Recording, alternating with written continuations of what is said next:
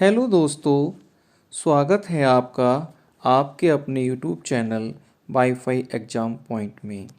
Friends, इस video में मैंने ताम्र पाषाणिक संस्कृति को कवर किया है। ताम्र पाषाणिक संस्कृति को पाषाणिक संस्कृति भी कहा जाता है। फ्रेंड्स, ये जो वीडियो है बहुत अच्छी होने वाली है। अगर आपने इसको शुरू से अंत तक बिना स्किप किए देख लिया तो आपके ताम्र पाषाणिक संस्कृति से रिलेटेड जो भी प्रश्न परीक्षा में आपसे पूछे जाते हैं वे कभी गलत नहीं होंगे। और इस वीडियो में काफ़ी अच्छे प्रश्नों को मैंने कवर किया है, तो इसलिए आप शुरू से अंत तक बिना स्किप किए ज़रूर देखें। फ्रेंड्स, अगर आपने अभी तक हमारा चैनल सब्सक्राइब नहीं किया है तो आप इसको सब्सक्राइब कर लें और बेल के आइकन को प्रेस कर दें, जिससे हमारी आने वाली वीडियो की नोटिफिकेशन आपको सबसे पहले मिल सके। तो चलिए दोस्तों, देखते हैं पहला प्रश्न। पहला प्रश्न है दोस्तों कि जिस काल में मानव ने पत्थर एवं तांबे के औजारों का साथ साथ प्रयोग किया उस काल को ताम्र पाषाणिक काल कहा जाता है। यानी पत्थर और प्लस तांबा, यानी इन दोनों का यूज़ अगर साथ साथ किया तो उसको ताम्र पाषाणिक काल कहा जाता है। प्रश्न नंबर 2, सर्वप्रथम किस धातु का प्रयोग औजार बनाने में किया गया? तो वह थी तांबा। प्रश्न नंबर 3, तांबे का प्रथम कुल्हाड़ी कहाँ से प्राप्त हुआ था? तो वह प्राप्त हुआ था अतिरम पक्कम मद्रास से। प्रश्न नंबर 4 है तकनीकी दृष्टि से ताम्र पाषाण अवस्था हड़प्पा की कांस्य युगीन संस्कृति से पहले की है, तकनीकी दृष्टि से। प्रश्न नंबर 5, काल क्रमानुसार हड़प्पा की कांस्य संस्कृति पहले और ताम्र पाषाण युगीन संस्कृतियां बाद में आती हैं। प्रश्न नंबर 6, मालवा ताम्र पाषाण संस्कृति में मालवा मृदभांड सबसे उत्कृष्ट माने जाते हैं। प्रश्न इस तरह से पूछा जाता है कि ताम्र पाषाणिक संस्कृति में कौन से मृदभांड सबसे उत्कृष्ट माने जाते हैं? वह है मालवा के मृदभांड। प्रश्न नंबर 7, जौरबे संस्कृति कैसी थी? तो जौरबे संस्कृति दोस्तों ग्रामीण थी। नेक्स्ट प्रश्न है प्रश्न नंबर 7 कि जौरबे स्थलों में सबसे बड़ा स्थल कौन सा है? तो वह है दैमाबाद। दैमाबाद महाराष्ट्र में है। प्रश्न नंबर 9 है ताम्र पाषाण कालीन स्थल नबदा टोली, यानी जो कि मध्य प्रदेश में है, का उत्खनन किसने किया था? तो वह किया था HD संकालिया ने।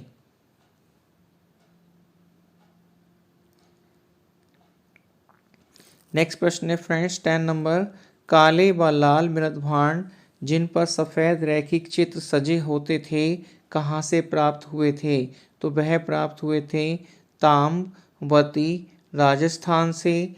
प्रश्न नंबर 11, तांबे की 4 प्रमुख वस्तुएं, इम्पोर्टेंट प्रश्न है दोस्तों ये वाला।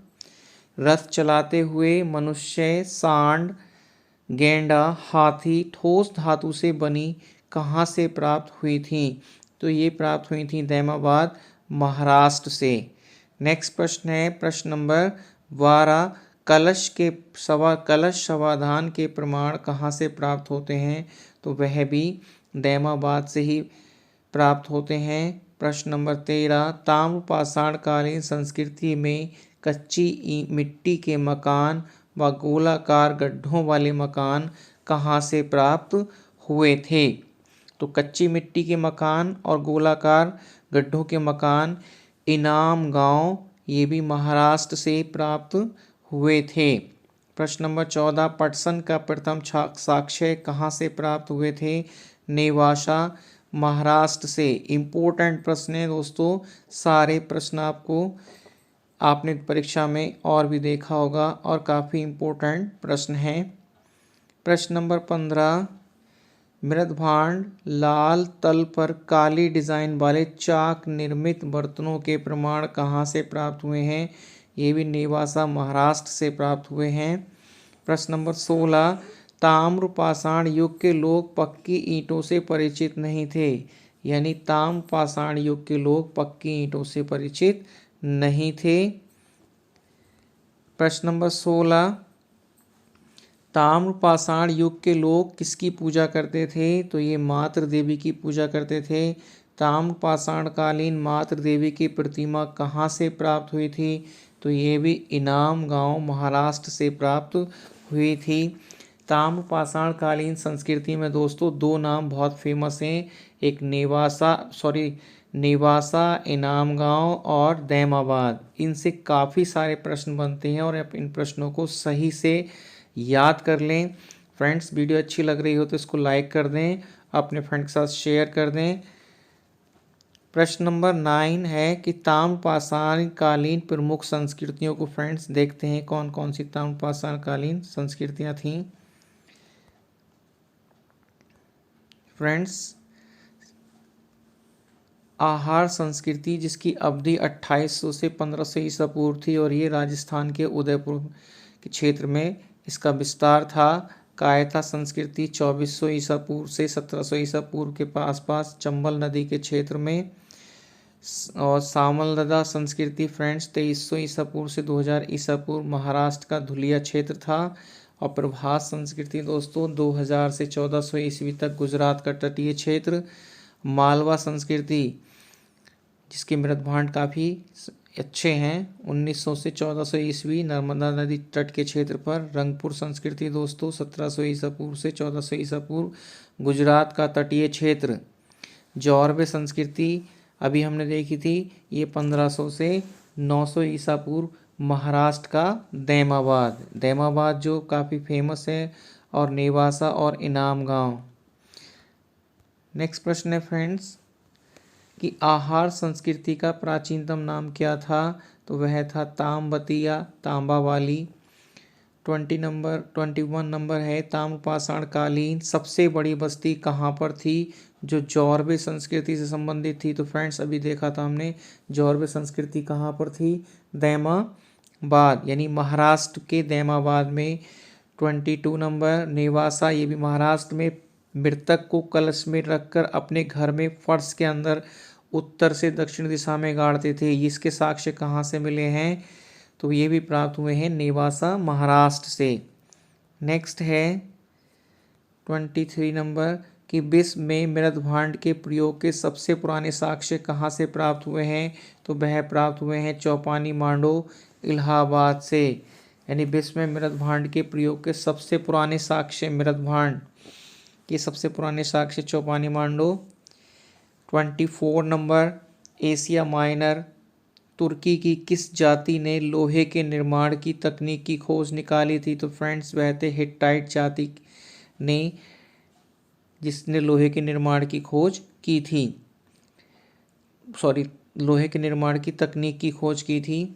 25 नंबर भारत में लौह युग का प्रारंभ कब से माना जाता है? तो फ्रेंड्स ये 1000 ईसा पूर्व से माना जाता है, जो कि आपके, और ये कहाँ से, यानी भारत में लोहे का जो प्रयोग है वह कहाँ से प्राप्त होते हैं इसके साक्ष्य? तो वह प्राप्त होते हैं दोस्तों एटा जिले में 1000 ईसा पूर्व में। 27 सुप्रसिद्ध पुराविद व्हीलर की मान्यता है कि भारत में लोहे का प्रचलन ईरान के हकामनी शासकों द्वारा किया गया था। नेक्स्ट प्रश्न है प्रश्न 28 नंबर कि लोहे के कृषि के उपकरण कहाँ से प्राप्त हुए हैं? तो फ्रेंड्स ये जखेड़ा से प्राप्त हुए हैं। 29 नंबर लोहे की कुल्हाड़ी कहाँ से प्राप्त हुई है? तो माहुर झारी से प्राप्त हुई थी लोहे की कुल्हाड़ी। प्रश्न नंबर 30 लोहे से बने तीर व भाले भारत में कहाँ से प्राप्त हुए थे? फ्रेंड्स तो वह हल्लूर कर्नाटक के धारवाड़ जिले से प्राप्त हुए थे। फ्रेंड्स ये बहुत ही इम्पोर्टेंट प्रश्न थे, अगर आपने वीडियो को शुरू से अंत तक बिना स्किप किए देख लिया तो आपके ताम्र पाषाण कालीन संस्कृति से रिलेटेड कोई भी प्रश्न गलत नहीं होगा। फ्रेंड्स इससे आगे आने वाली वीडियो में फ्रेंड्स हम देखेंगे वैदिक सभ्यता या वैदिक संस्कृति। फ्रेंड्स बहुत ही अच्छी वीडियो होने वाली है और उस वीडियो को आप ज़रूर देखें। अगर आपने हमारी पहली वाली वीडियो हिस्ट्री की नहीं देखी हैं तो आप उनका लिंक डिस्क्रिप्शन में दिया गया है, आप उसको जा कर के देख सकते हैं और उसके नोट्स बना सकते हैं। फ्रेंड्स वीडियो देखने के लिए आपका बहुत बहुत धन्यवाद।